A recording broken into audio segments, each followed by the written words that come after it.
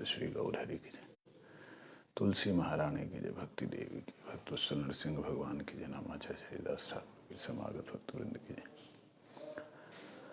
गौर प्रेमानंदी हरि हरि बोल। आप सब लोगों को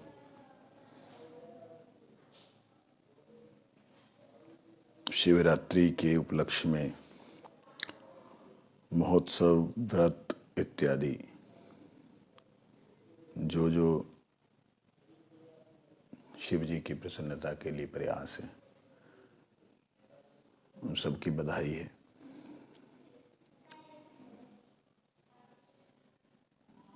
शिवरात्रि के विषय में हमेशा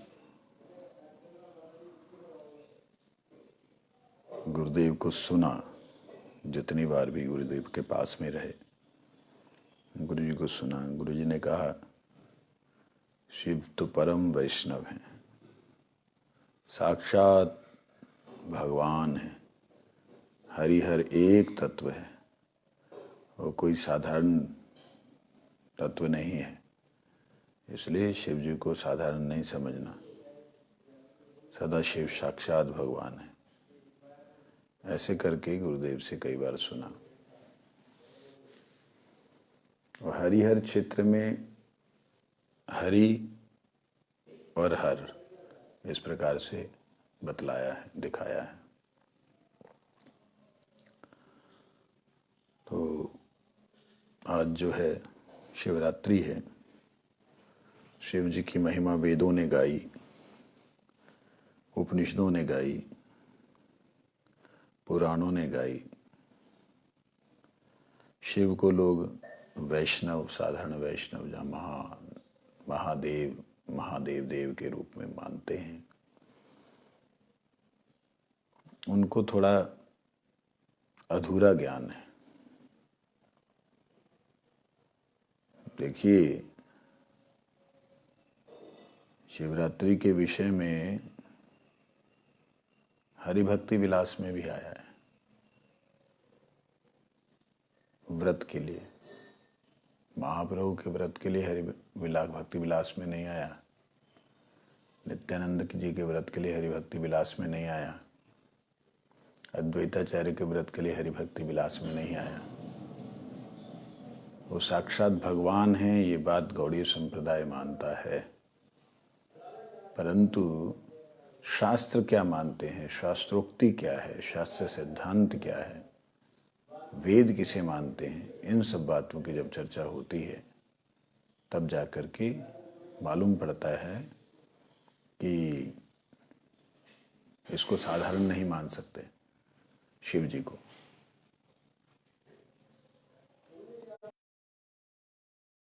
इसलिए कोई भी व्यक्ति शिव जी को साधारण ना समझे। शिव जी के विषय में जैसे आप देखते हैं, अद्वैताचार्य का व्रत करते हैं, तो अद्वैताचार्य कौन है? हरिणाद्वैताचार्यम। सदाशिव स्वयं ही अद्वैताचार्य के रूप में उनका व्रत करते हैं गौड़ीय संप्रदाय के लोग। शिव जी का नहीं करते। ये कई लोगों का ऐसा, जो पूरी तरह नहीं जानते हैं, उनका ऐसा मत है। क्या जी गुरु जी नहीं जानते पूरी तरह? गुरु जी करते थे, कुछ वर्षों तक किया। थोड़ी अनन्यता में लोगों के कहीं विचार ना हो, उसके लिए गुरु जी ने उसको नहीं किया। मेरे को याद है, परम पूज्यपाद निष्किंचन महाराज जी, इंदुपति बाबा जी, गोविंद बाबा जी, ये दोनों, इंदुपति बाबा जी, गोविंद बाबा जी, दोनों जो हैं प्रभुपाद जी के शिष्य। परम पूज्यपाद पुरी गोस्वामी महाराज, भक्ति प्रमोद पुरी गोस्वामी महाराज, और ये लोग व्रत करते थे। तो मैंने कलकत्ता में 92 या 9, मतलब उसके बाद की बात है, तो गुरुदेव से पूछा, मैं कहा गुरुदेव आप व्रत नहीं करते?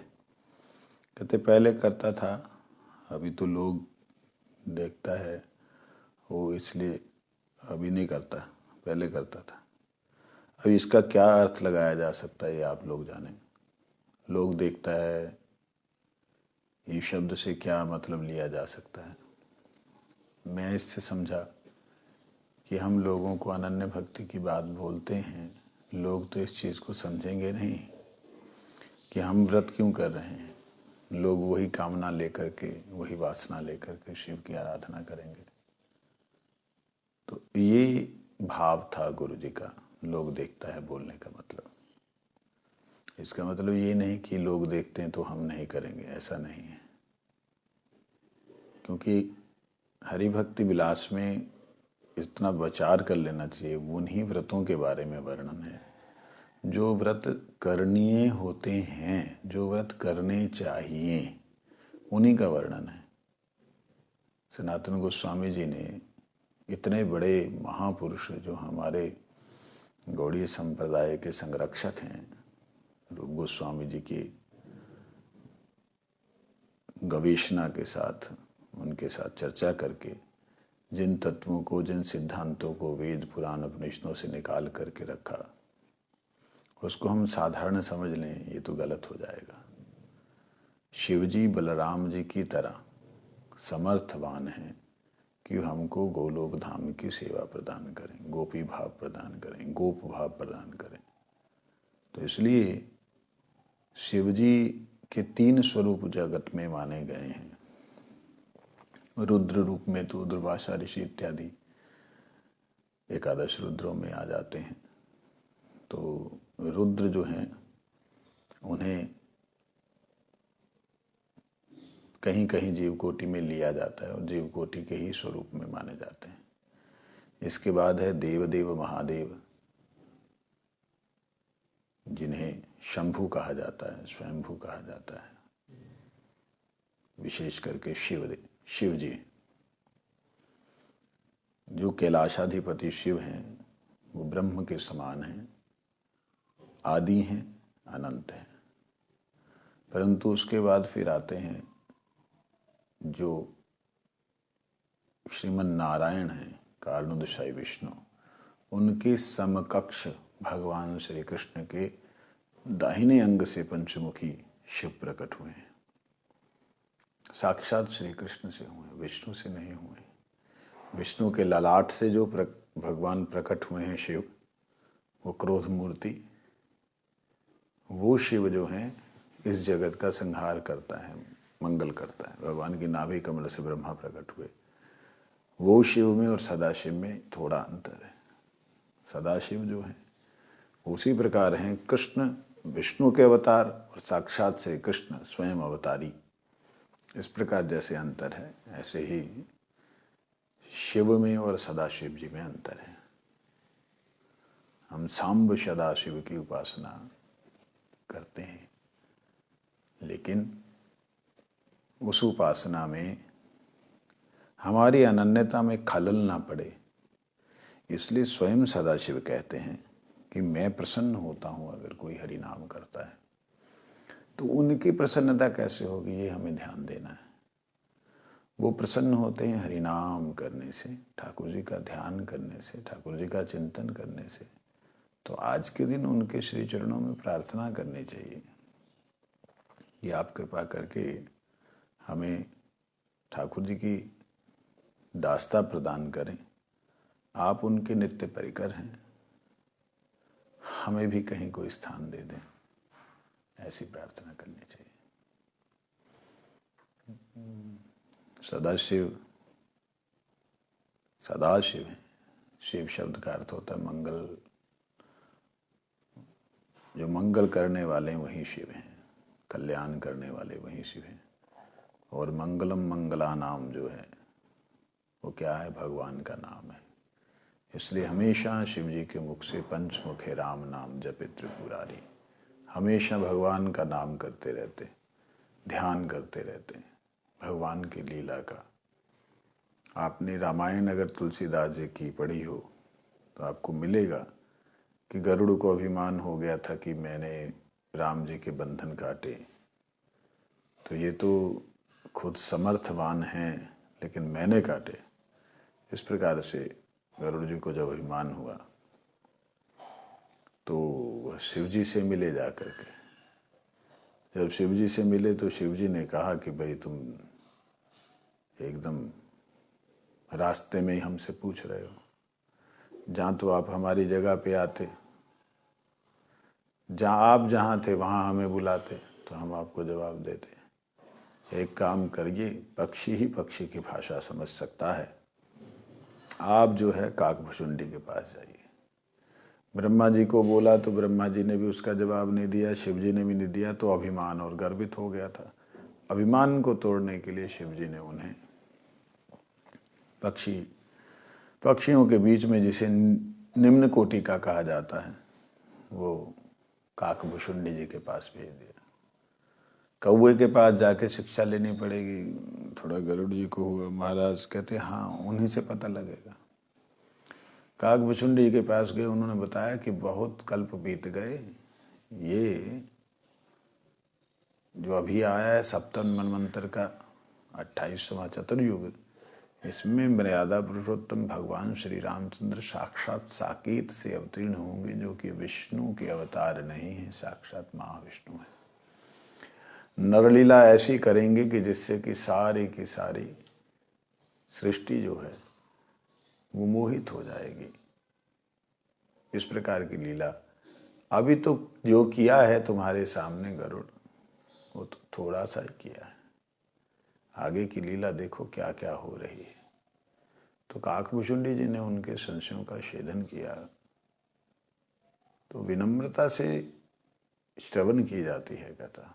तो शिव जी भगवान श्री राम ही शिव हैं, शिव ही राम हैं, परंतु शिव की आराधना असुर लोग ज़्यादा करते हैं। असुर किन्हें कहा गया? जो कि शिव की प्रसन्नता को छोड़ करके स्वयं की प्रसन्नता के लिए, स्वयं के सुखों के लिए शिव की आराधना करते हैं, वो असुर हैं। शिव के साथ में रहने के लिए, शिव के आनंद में डूबने के लिए शिव कोई नशा नहीं करते हैं। भांग, धतूरा, चिलम, ये सब शिव का भोज्य नहीं है। शिव तो महाकाल स्वरूप से जब कभी ग्रहण करते हैं, रुद्र रूप में ये जो है ये सब ग्रहण करते हैं, साक्षात सदाशिव का ये सब भोजनीय नहीं है, वो तो ठाकुर जी का प्रसाद पाते हैं।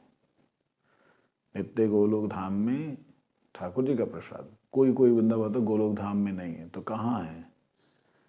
जो कात्यायनी पूजा इत्यादि जो गोपियाँ करती हैं गोलोक धाम के ही अंतर्गत जहाँ सदाशिव प्रकट हुए हैं उन सदाशिव का जो है स्थान कोई ऐसा नहीं है कि तुम तो वहाँ पहुँच, मतलब सोचने वाली बात है। साधारण सा जीव, छोटा सा अदना सा जीव, ये तो गोलोक धाम का वासी हो सकता है और है, जो साक्षात द्विभुज मुरलीधर श्री कृष्ण से प्रकट हुए सदाशिव है, वो गोलोक धाम वासी नहीं। ये भगवान रक्षा करें हमारी इन लोगों से। तो इसलिए जो वहाँ का धन जिसके पास है वही वहाँ का धन दे सकता है। सनातन गोस्वामी ने ऐसे ही नहीं बोल दिया कि जो व्रत करता है उसको गोलोक धाम में वास मिलता है, ऐसे ही नहीं बोल दिया, बड़ी बात है। तो जो भी हो विषय पे वापस आते हैं, तो सदाशिव जी जो हैं भगवान के अत्यंत प्रिय, बलराम जी की तरह ही प्रिय हैं। देखिए श्री राधा रानी स्वयं जिनकी सेवा में हैं। क्या बात कर रहे हो स्वामी जी, उल्टा सीधा कुछ भी बोल दोगे? नहीं, ऐसी बात नहीं, ध्यान से सुनिएगा। उमा, रमा, सत्या, सची, चंद्र, रुक्मणी, राधा अवतार सबे आमनाय वाणी, वेद की वाणी है। उमा कौन है? जो दुर्गा हैं, कौन है? श्री राधा जी ही हैं। उमा, रमा कौन है? श्री लक्ष्मी जी जो हैं वो ही हैं। रमा, उमा, रमा, सत्यभामा कौन है? चंद्रावली कौन है? रुक्मणी कौन है? ये सारे के सारे राधा रानी के ही अंश और अंश अवतार हैं। तो इस प्रकार से जिस प्रकार कृष्ण स्वयं को प्रकट करते हैं, राधा रानी उनके अनुरूप स्वयं को प्रकट करती हैं। इस भाव को जब आप समझ लेंगे तब आपको मालूम पड़ेगा शिव जो है वो कोई साधारण तत्व नहीं है। इसलिए शिव तत्व को हमेशा साक्षात, जिस प्रकार बलराम जी भगवान के अत्यंत प्रिय हैं, ऐसे शिव को भगवान का अत्यंत प्रिय, जो कि गोपियों के भी ईश्वर होने के नाते गोपेश्वर हैं। गोपियाँ श्री राधा रानी स्वयं जिनकी आराधना करती हैं, सेवा करती हैं, आराधना मतलब सेवा करती हैं, वो शिव है। और नित्य आराधना के रूप में श्री राधा रानी जिनके पास में उमा रूप से प्रकट हैं, दुर्गा के रूप में, आदि शक्ति दुर्गा के रूप में श्री राधा रानी ही प्रकट है। भक्ति विनोद ठाकुर जी ने लिखा है, अगर मैं कहीं किसी अन्य शास्त्र की बात करता तो शायद कोई तथाकथित जो अपने आप को गौड़ीय संप्रदाय का समझते हैं, अपने आप को बड़ा बढ़िया नियम वाला समझते हैं, ऐसे तथाकथित कुछ सज्जन वृंद सोच सकते थे कि मधुसूदन महाराज तो बस शिव की भक्ति बोलने लग गया। भैया, राधा रानी किसी देवी या देवता की सेवा के लिए जाएंगी क्या? ये बात को समझना पड़ेगा। भक्ति विनोद ठाकुर जी लिख रहे हैं, उमा रमा सत्या सची चंद्रा रुक्मणी। इस बात को समझिए, कोई भगवान का अंश है, कोई अंश का अंश है, कोई अंश के अंश का अंश कला है। तो इस प्रकार से जब भगवान के अंश, अंश के अंश के अंश कला इत्यादि के रूप में भगवान ने अपने आप को जब एक्सटेंड किया, तब श्री राधा रानी ने अपने आप को एक्सपेंड किया और उसके साथ साथ अपनी शक्तियों को भी उन्होंने आगे प्रकट किया। इसलिए भगवान की कृपा होने से आपको वैष्णव के प्रति रुचि होती है। निम्नगा यथा गंगा वैष्णव नाम यथा शंभु। वैष्णवों में जिस प्रकार से निम्न जाने वाली नदियों में जिस प्रकार गंगा श्रेष्ठ हैं, उसी प्रकार वैष्णवों में जो है शिवजी, सदा शिवजी श्रेष्ठ हैं। आज उनका ठाकुर जी से प्राकट्य दिन है। 3-4 बातें हैं यहाँ पर, इस बात को समझना होगा। एक शिवरात्रि जो है जिसमें विवाह हुआ, एक शिवरात्रि जिसमें कि शिवजी का जन्म प्रकट हुए, एक शिवरात्रि जिसमें शिवजी ने विषपान किया। तो गौड़ीय वैष्णव संप्रदाय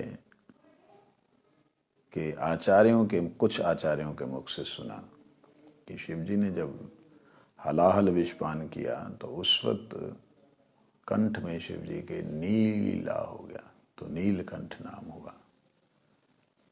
ये नीलकंठ नाम होने पर उनको दूध की धार और कच्चा दूध, मतलब पानी डाल करके 100 ग्राम दूध में 300 ग्राम पानी डाल करके, मतलब दूध 1/4 भाग और 3/1 भाग जो है जल, इस प्रकार से करके उनको महाअभिषेक कराया जाता है, जिससे विष जो है शांत हो जाए। तो ये दिव्य लीला हुई। अब कोई व्यक्ति प्रश्न कर सकता है, जैसे मेरा मन ही कर रहा है कि भाई मान लिया उन्होंने विषपान किया सृष्टि के स्टार्टिंग में, शुरुआत में, तो अब ये हर साल ही उनको ये शिवरात्रि मनाना, उनके सिर पे जल डालना, एक नहीं लाखों करोड़ों लोगों का इस प्रकार से सेवा करना, ये क्या चीज है? इसको तो मतलब जबरदस्ती वाली बात हो जाएगी। देखिए, पहले भी मैं कई बार बता चुका हूं कि जो देवताओं का एक दिन है वो 1 वर्ष के बराबर है।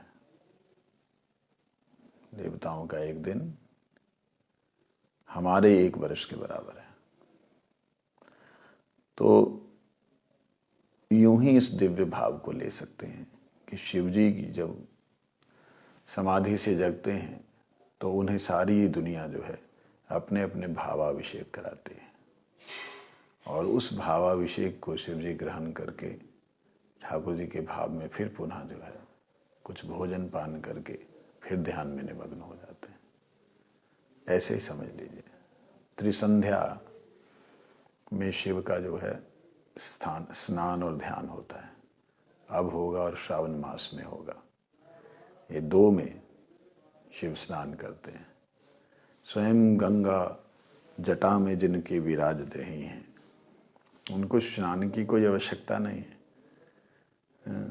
ये ऐसे ही समझिए जैसे एक नन्हा सा बालक, छोटा सा बालक, पिता ने उसके लिए जैसे गंगा को प्रकट किया हो, पिता ने उसके लिए जो है बिस्किट दिए हो, ले खा ले। बच्चे को बड़े ले ले ले ले खा ले। अब बच्चे को जैसे दिया बच्चा वैसे लेके ले ले ले ले खा लो, आपके खा लो, आप भी खा लो। तो अब जुट्ठा मोटा मतलब अब संसार की वस्तु तो जो ग्रहण ले ली है उसके अंदर तो लोगों की भोग बुद्धि तो आ ही जाती, वही जो है पिताजी को देता है तो पिताजी उसको थूक देंगे, मारेंगे बच्चे को, क्या करेंगे? उसको प्यार से इस बिस्किट को चूमेंगे, बड़ा मिठा है, तू खा ले तू खा ले, ऐसे करके उसको।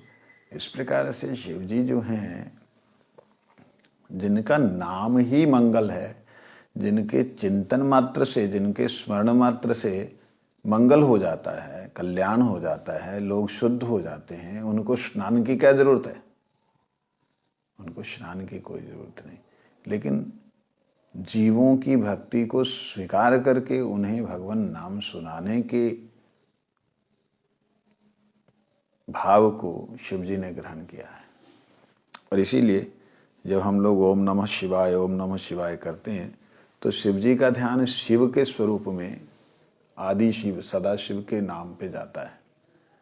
और आदि शिव स्वयं भगवान नारायण हैं। तो जो हम लोग यहाँ पे शंकर जहाँ शंभु उनकी जो उपासना या ध्यान करते हैं वो अपने मूल स्वरूप में जो है उनका फल चला जाता है। तो 2-3 तरह के भाव हो सकते हैं। एक तो ये कि वो विष वाला जो लीला है, परंतु विष वाली लीला महाकाल रात्रि के बाद वो दिवस हुआ था देवताओं का, तो उस दृष्टि से ले सकते हैं कि शिव जी का प्रातः काल होने पर शिव जी को जो है स्नान कराया जाता है। इस भाव को भी मतलब इग्नोर नहीं करना चाहिए, इसे ले सकते हैं।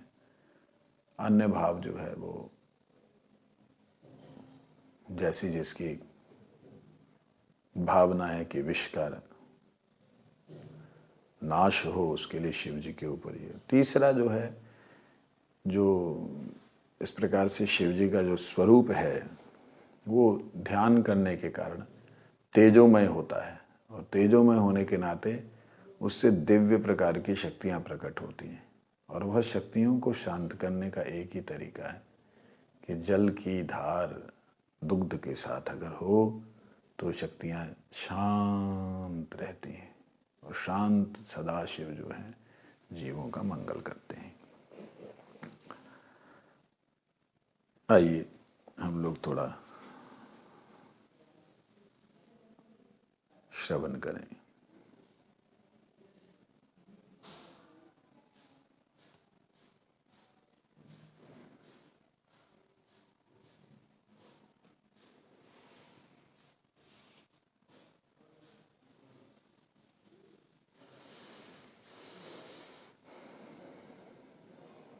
कहते हैं विजय कुमार जी 36वें अध्याय में, इस महाभाव की स्थिति कहाँ है? कहते ये महाभाव रुक्मणी आदि महिषियों में भी अति दुर्लभ है, केवल मात्र श्री राधा जी और ब्रज देवियों के ही अनुभव गम्य है ये भाव। इसका तात्पर्य क्या है? कहते जहाँ नायिका नायक के साथ विवाह विधि से बंधी हुई है वहाँ स्वकीया भाव होता है, और स्वकीया भाव में रति समंजसा होती है, अर्थात वह महाभाव आदि परमोच्च अवस्था को प्राप्त होने में समर्थ नहीं होती। इस बात को थोड़ा, वैसे शिव जी से एकदम इधर कूद के आना अच्छा नहीं लग रहा। एक पैरा तो पढ़ ही लेते हैं। ब्रज में किसी किसी में स्वकीय भाव होता है, परंतु यहाँ परकीय भाव ही प्रबल होता है। यहाँ पर रति समर्था होने के कारण चरम सीमा को प्राप्त होकर महाभाव अवस्था तक को प्राप्त करती है।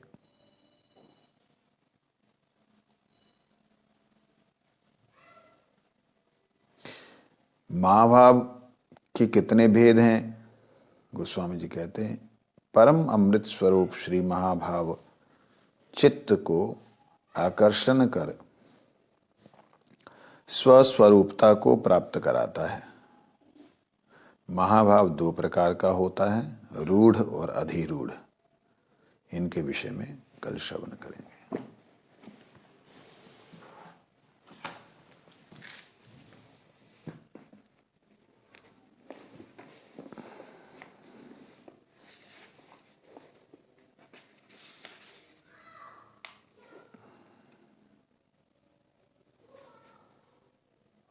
कहते हैं शिव जी के विषय में यहाँ पर वर्णन है।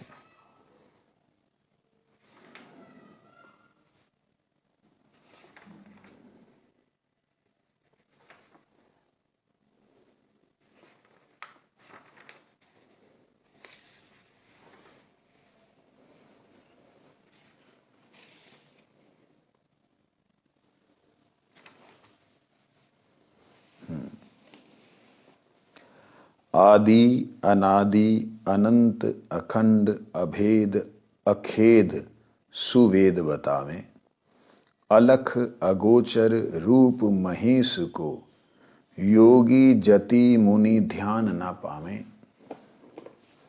आगम निगम पुराण सवय इतिहास सदा जिनके गुण गावें, बड़भागी नर नारी सोई जो सांब सदा शिव को नित ध्यावे।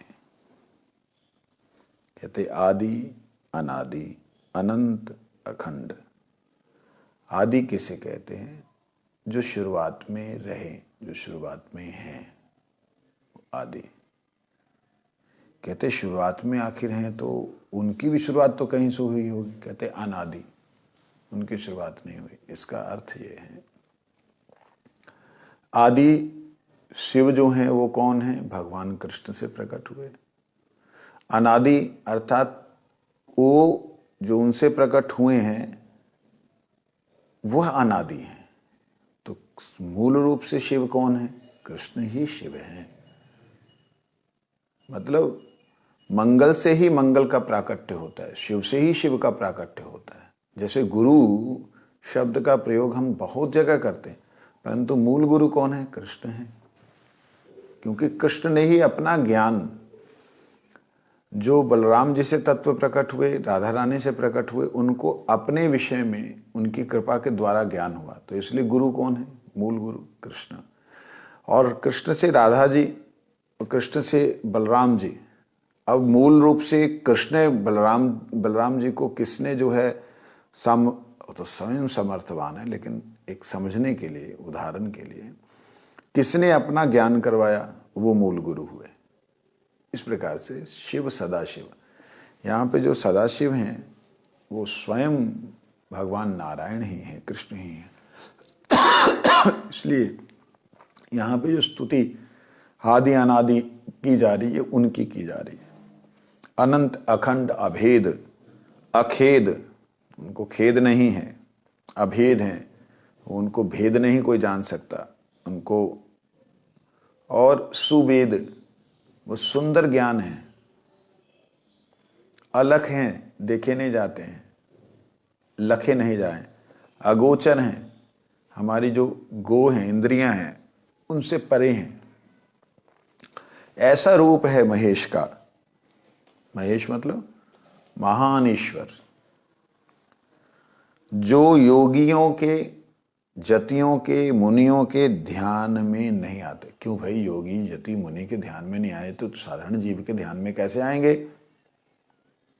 देखिए, जो योगी फस फस फुस फस करके शरीर को एक्सरसाइज करके भगवान को नहीं मानता, ऐसा योगी जो अपने ध्यान के माध्यम से भगवान के नाम को नहीं बुलाता, वो नास्तिक योगी।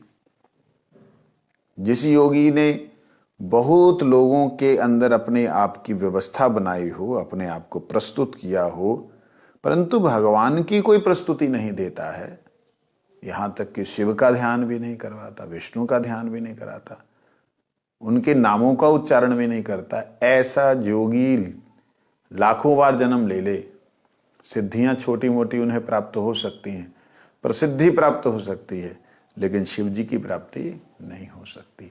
ऐसे योगी के लिए बोला योगी, जति, सन्यासी। ऐसे सन्यासी जो सोहम सोहम सोहम सोहम शिवोहम शिवोहम करते हैं, वो स्वयं ही शिव बनना चाहते, स्वयं को ही शिव मान रहे हैं, तो उनके लिए कहां से दर्शन देंगे सदाशिव? जो स्वयं को ही शिव मान गए तो उनको दर्शन कहां से होंगे सदाशिव के? उनको नहीं होंगे, क्योंकि एक साधारण सी बात है, दीपक स्वयं में प्रकाशमान है, इसमें कोई दो राय नहीं है, लेकिन दीपक तब तक ही प्रकाशमान है जब तक कि वो अंधकार में है, लेकिन वही दीपक का प्रकाश मानत्व खत्म हो जाता है जब वो सूर्य के सामने होता है। परंतु जो यति को भगवान शिव के दर्शन हो गए, जब भगवान शिव की कृपा हो गई, भगवत कृपा हो गई, कृष्ण कृपा हो गई, अगर उसने भगवान का दर्शन कर लिया, वो बोल सकता ही नहीं अहम ब्रह्मस्मि सोहम शिवोहम, बोल ही नहीं सकता, सोहम सोहम नहीं कर सकता। कैसे कर लेगा? वो मैं हूं, वो मैं हूं, अरे वो है, तुम हो। ये कैसे हो सकता है? बात समझिएगा। मुनि जति हो गए सन्यासी। मुनि कौन है?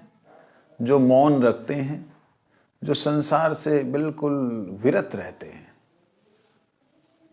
आंखों के सामने जो कुछ हो रहा है वो सब एक स्वप्न है, आंखें बंद होने से जो दिख रहा है वो भी स्वप्न है। ये दोनों स्वप्नों को देखते हुए, किसी का दोष ना देखते हुए, मुनि जो मननशील है, आत्मा में रमा हुआ है, उसे मुनि कहते। जो कहते स्वयं में ही रमा हुआ है मुनि, अपने आत्मा को ही आनंदित बैठा हुआ है, उसे परमात्मा की जरूरत नहीं, तो उसे क्यों दर्शन देंगे, है ना? इसीलिए कई शब्दों का अर्थ तुरंत आता है, दिव्य आता है। योगी जति मुनि ध्यान ना पावे। अच्छा, अब कौन ध्यान में, किनके ध्यान में शिव जी आते हैं? बड़भागी जीव हैं जिनके ध्यान में शिव जी आते हैं।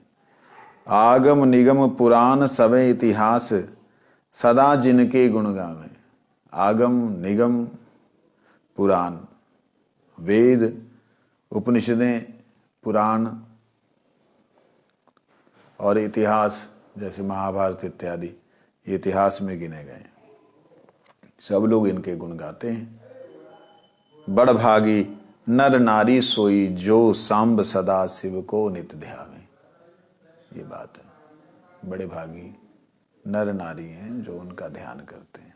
लेकिन इसमें एक बात ध्यान देने योग्य है कि सांब सदाशिव जो हैं वो किनका ध्यान करते हैं? उमा जी से कहते हैं, उमा कहूँ मैं अनुभव अपना, सत्य हरि भजन जगत सब सपना। सत्य हरि भजन जगत सब सपना। हे उमा, मैं तुम्हें अपना अनुभव कहता हूँ, हरि भजन ही केवल सत्य है, बाकी सब बाकी सब क्या है, स्वप्न है। ये बात है। चलिए एक सुंदर सा उनका पद है, उसे बोल लेते हैं।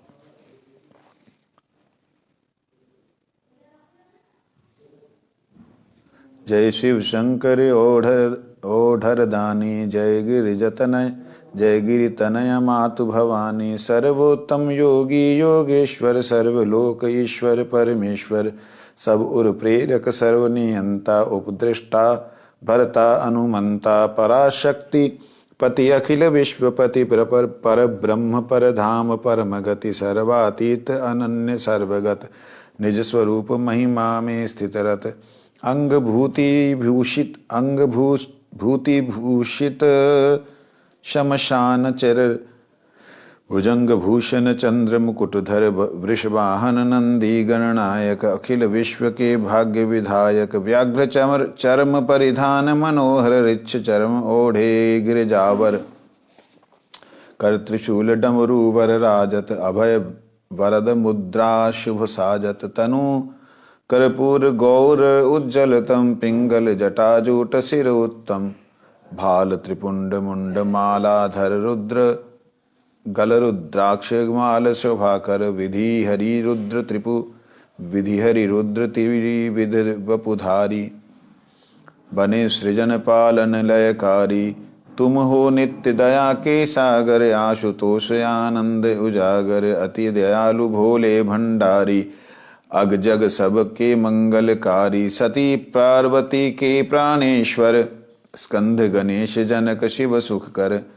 हरिहर एक रूप गुणशीला, करत स्वामी सेवक की लीला। देखिए, हरिहर एक रूप गुणशीला, करत स्वामी सेवक की लीला। रहते दो पूजत पुजवावत, पूजा पद्धति समहि सिखावत। एक दूसरे की पूजा करते हैं। शिव जी की पूजा राम जी कर रहे हैं, राम जी की पूजा हनुमान जी के रूप में शिव जी कर रहे हैं। शिव जी की पूजा श्री कृष्ण कर रहे हैं और श्री कृष्ण की सेवा में शिव जी महाराज हैं। ये बारी मारुति बन हरि सेवा कीन्ही, मारुति बन करके हनुमान जी बन के सेवा कीन्ही। रामेश्वर बन सब सेवा लीनी, रामेश्वर बन सेवा लीनी, रामेश्वर करके सेवा। जगहित घोर हलाहल पी कर, बने सदाशिव नीलकंठवर। असुरासुर सुचि वरद शुभंकर, असुर निहंता प्रभु पलयंकर।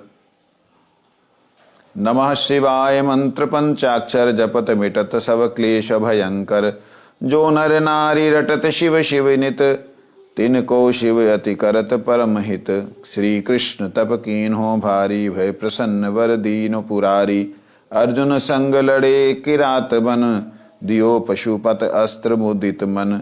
भक्तन के सब कष्ट निवारे, दे निज भक्ति सबन ही उधारे। शंख चूड़ जालंधर मारे, दैत्य असंख्य प्राण हर तारे। अंधक को गणपति पद दीनो, शुक्र शुक्र पथ बाहर कीनो। तेहि संजीवनी विद्या दीनी, बाणासुर गणपति गति कीनी। अष्टमूर्ति पंचानन चिन्मय, द्वादश लिंग ज्योति ज्योतिर्मय। भुवन चतुर्दश व्यापक रूपा, अखत अचिंत असीम अनूपा। काशी मरत जंतु अवलोकी, देत मुक्ति पद करत अशोकी। भक्त भगीरथ की रुचि राखी, जटा बसी गंगा सुर शाखी। रुरु अगस्त उपमन्यु ज्ञानी, ऋषि ददिचि आदिक विज्ञानी। शिव रहस्य शिव ज्ञान प्रचारक, शिव ही परम प्रिय लोक उद्धारक।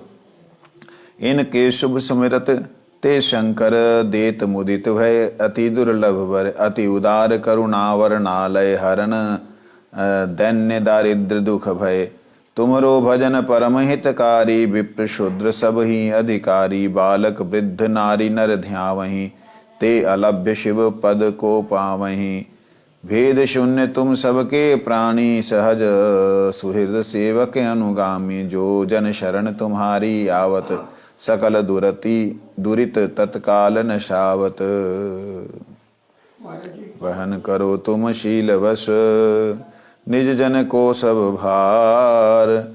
गनो न अघ अघ जाति कछु, सब विधि करो संभार। तुमरो शील स्वभाव लखी, जो ना शरण तब होए। तेहि सम कुटिल कुबुद्धि जन, नहीं कुभाग्य जन कोय। दीनहीन यति मलीन मति, मैं अघ ओघ अपार। कृपा अनल प्रकटो कर तुरत, करो पाप सब क्षार। कृपा सुधा बरसाय पुनि, शीतल करो पवित्र। राखो पद कमलनि सदा, हे कुपात्र के मित्र।